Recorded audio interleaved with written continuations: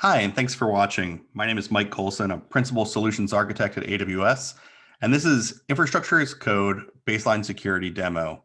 What we're going to show today is really about how you can look at deploying infrastructure as code, talk about why that's important, and how you can use the tools within AWS to ensure that you're maintaining that security baseline.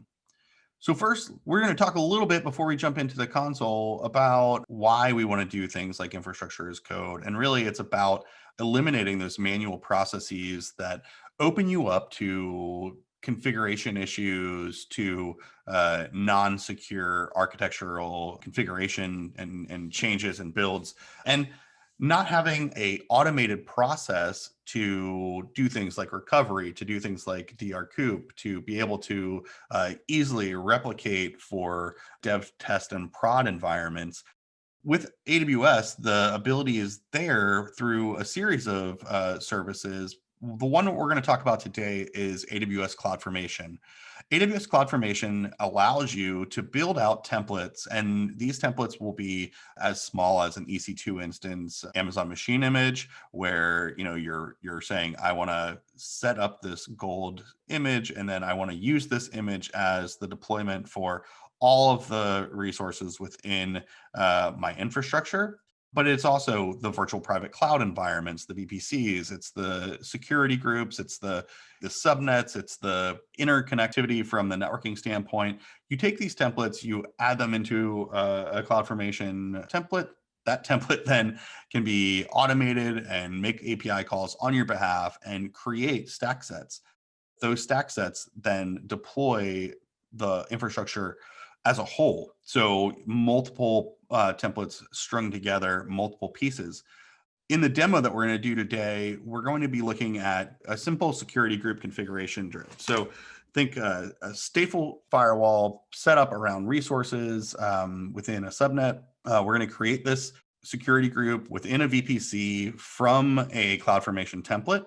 And then we're going to change some things about access control into that security group, and we're going to do a drift detection. When we talk about what CloudFormation stack sets allow you to do, it's build really complex environments like this one, where we have, multiple AWS accounts doing different tasks and security controls to get you to things like authorities to operate dependent on your compliance regime. So like you can see like an organizational management account created at the top with a service catalog portfolio that then calls other CloudFormation templates, that builds out mission owner applications or business application environments. It can deploy security accounts. It can deploy management accounts. It can deploy central accounts that have things like audit controls and encryption management. So you can do really, really complex things with CloudFormation templates. I just want to show you from a compliance standpoint how we would be able to then use that for baseline configuration. So let's jump into the console. So here we are in the AWS console, and we are going to bring up our CloudFormation service. We're in CloudFormation. We're going to create a stack. And you have two choices here. You can import resources, or you can use a standard build. We're going to choose a standard build here. We actually have a pre-configured CloudFormation template that we're going to copy into here. And then once it's up, we can actually bring up Designer and look at what this looks like. This is a very simple template. More complex templates obviously would show you a lot more, but here you can see that we're building a VPC out. We have a security group, and this is then represented in the YAML that is actually going to be run. You see the test name of your VPC. This one is called Reinforced Builder Workshop. We have the CIDR block that we're going to be using for that VPC. And then underneath, we see the security groups that are created and the CIDR rules. And this is going to be important later as we look at the drift detection. So we're going to go ahead, just go ahead and create this now that we've viewed it. We're going to name this. We're just going to name this stack demo. We'll leave the VPC name. You could change this if you wanted to. We're going to actually add a tag here, just a name tag for calling this demo. You could change IAM permissions. You could set stack policies here if you wanted to define or protect specific resources. have rollback configurations, set up an SNS topic for capturing changes or deployments of this cloud formation stack, and do a lot of other things from a rollback standpoint. So we're just going to review this. Okay, here it is. You can even estimate the cost if you wanted to. You can click on this. It'll run through a simple monthly calculator export of what this is going to cost. Pretty cool way that this ties in.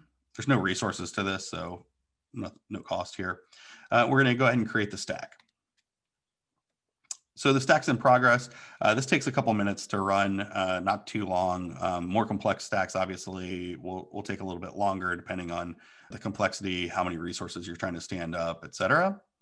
You can see we're doing the VPC build here. We'll give this a minute and we'll go ahead and move to the next step here.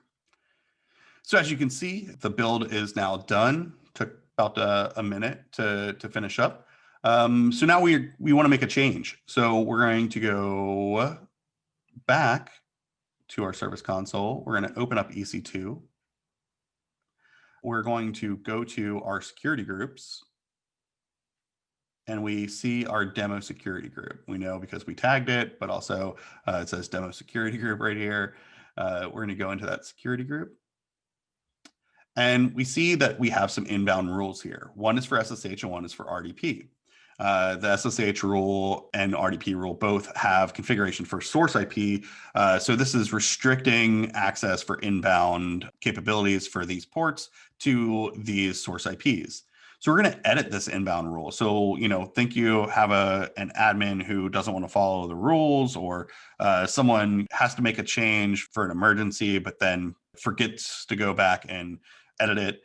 So they needed access in via SSH, and they just said, you know what, I want access from everywhere. Any, give me access to SSH for these resources. Go ahead and save that, and now we see that configuration change is made. Well, if you're looking at this from a compliance standpoint in Cloud Formation, you could say, it's been a little while since we've deployed this demo Cloud Formation template.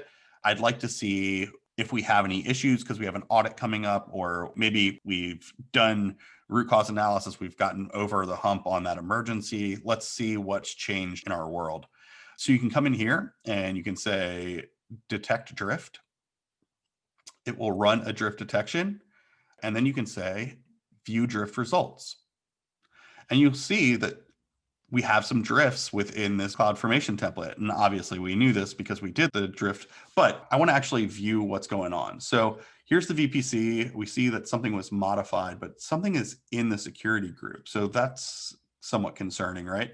So let's view the drift details that changed, what changed within this Cloud Formation template from when it was deployed. And here we see what was expected was the security group ingress rule, and it kind of jumps right out at you, doesn't it? This was the source IP address that was allowed for port 22, which is a SSH. We come across and we immediately see, hey, that's different. That's any. We don't like that. And just really quick, really simple way of showing that, look, we can view drift detection and then move to remediation steps for any changes that we see that may have drug us out of baseline and weren't properly documented, weren't properly done through a change control process, or maybe these are valid and we need to update, or maybe these are things that we have nefarious actors doing, so we need to get ahead of it.